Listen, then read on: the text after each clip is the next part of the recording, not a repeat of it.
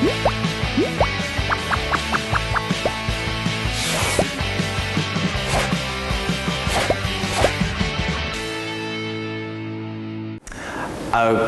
so we've got another IELTS speaking tip for you. Today, the tip is to speak about what you know and what you think.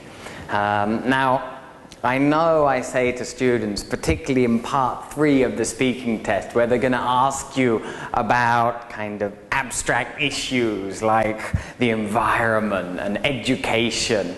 I often say to my students, oh, well, if you don't really have any opinion or ideas about this, then make them up, okay? You can lie. They're not testing your ability to be an honest and good person, okay? They're testing your English.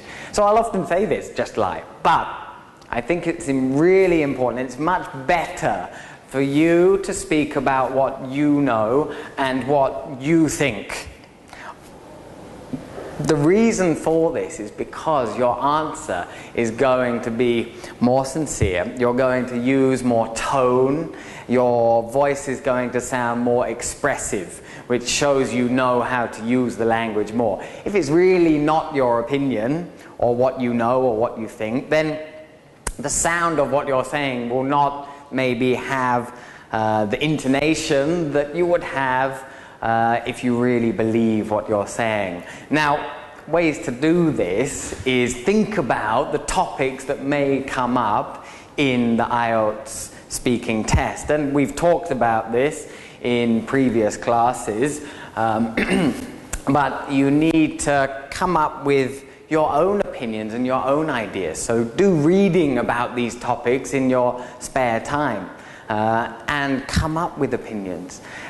If you don't really have much of an idea about the topic that the examiner is asking you about, then you could just be honest. You could use a phrase like, well, I'm not an expert, but, and then say your honest opinion.